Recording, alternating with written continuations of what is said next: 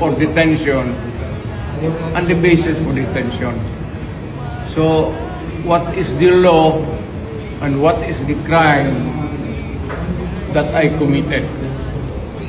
Show to me now the legal basis for my being here. As apparently I was brought here not of my own volition. It's somebody else's. Kung hindi ibang tao, ikaw siguro, because this is your structure. So you have to answer now for the deprivation of liberty. People general naman kayo.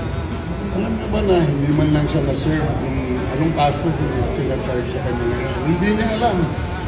No? Kahit na PI man lang. Alam mo, ang charge sa kanya nasa dyaryo lang. And then, hindi pa kayo na ano na ganito ginagawa natin. Sumusunod tayo sa isang entity na hindi na tayo member. Nag-withdraw na tayo. And yet, sir, you are the Prosecutor General. Yes. You know how to exercise due process. Before you can even file charges, you have to file a complaint. We have to file a counter affidavit. Without doing those procedural process, here we are, being issued the warrant of arrest, questionable warrant of arrest. Ano naman po, sir?